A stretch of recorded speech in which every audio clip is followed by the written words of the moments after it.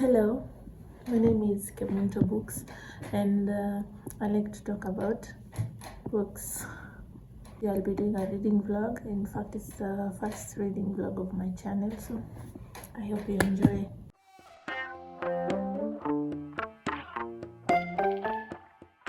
The first book that we'll be discussing in this video is The Famished Road by Ben Okri.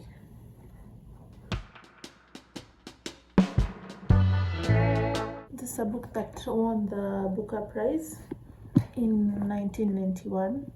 It's a story that follows the adventures of a spirit child called Azaro. He's a spirit child, also called an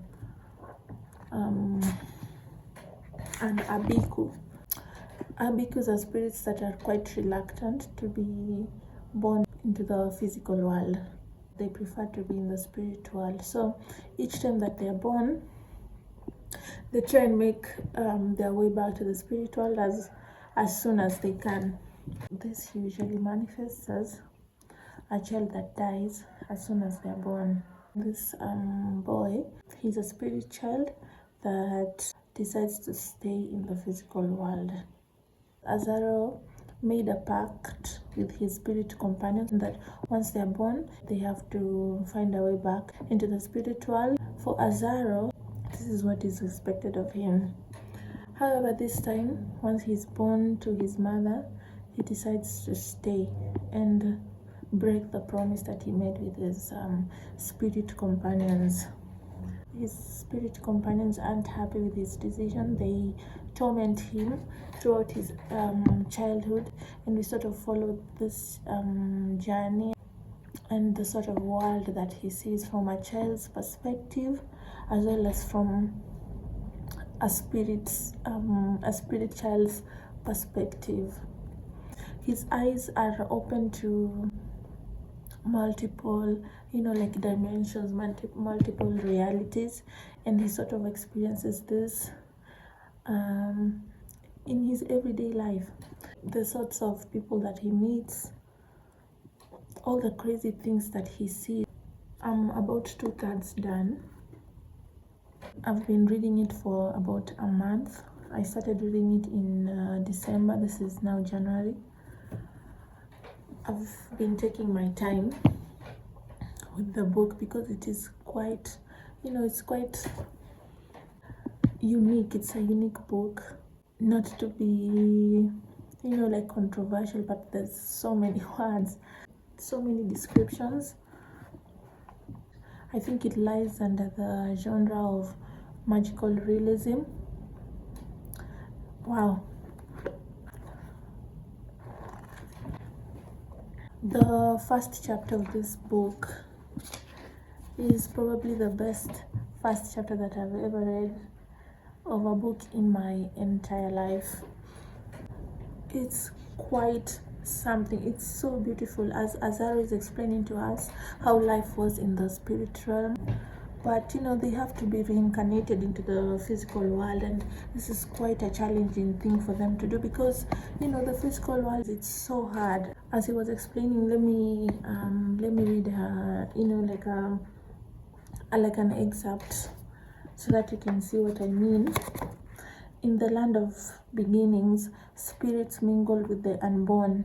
We could assume numerous forms. Many of us were birds. We knew no boundaries. There was much feasting, playing, and sorrowing.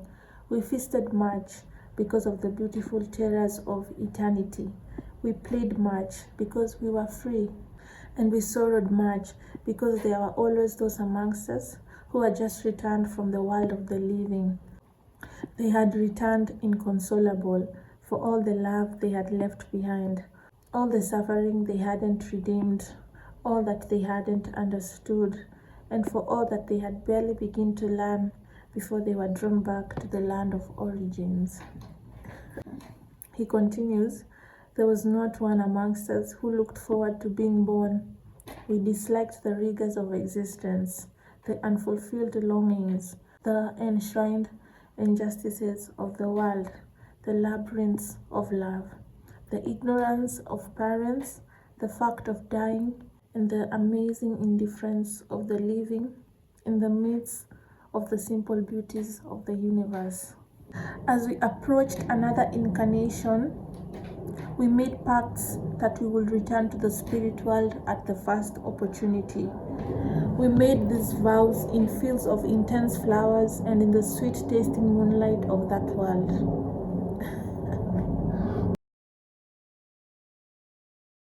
So as you can see, Azaro, our main character, he made pacts with his fellow spirit companions that because of the challenges and the difficulties of being alive, they will return to the spirit world. But Azaro decides, somehow something happens that he decides to stay with his family, with his mom and his dad. I've never read a book quite like this. Ben Okri, who are you? Who is this person? Is there something that you're not telling us? So I'm currently at page 298. This is where I am. I have about this much left. Yeah, so I spent the rest of the day just getting through it, and because I've spent so much time reading it, I don't want to finish. I don't want to let go of these people that I've come to know. The man that you are. I don't know how I can handle the book being over. I don't know what I'll do.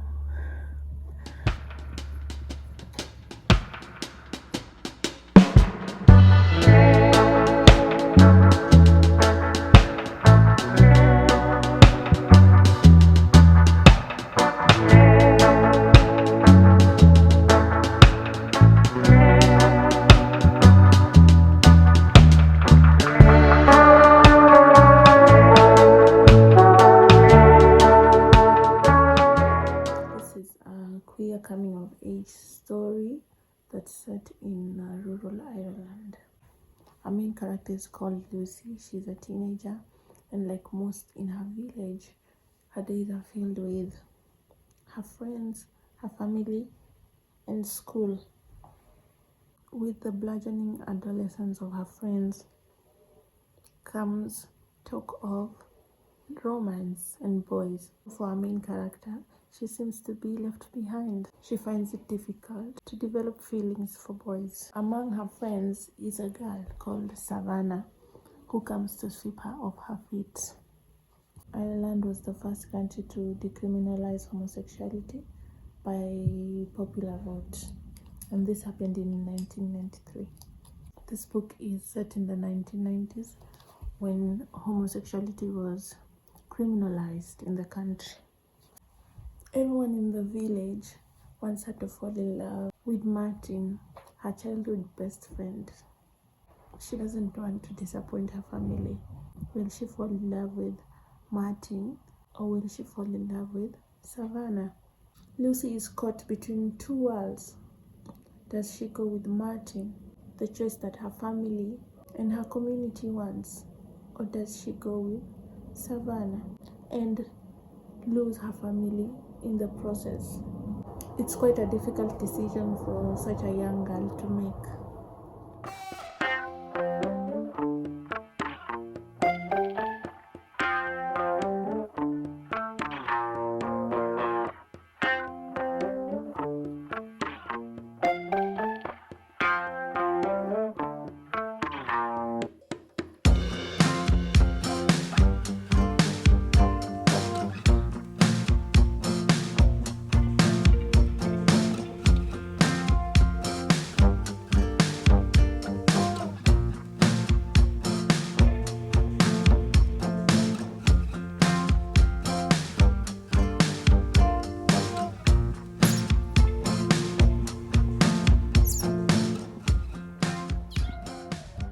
Lucy has a distinct and strong voice. Over the course of the novel, you come to be protective of her, you come to like her. Well, at least that's what I did. I loved following Lucy. There's so much in this book that's quite relatable. The way that she feels about Martin, it's quite relatable. The events in Susanna's life. The events in Susanna's life will break your heart. How far will you go to please your family? And at what expense? This is the sort of question that you'll ask yourself as you read this book.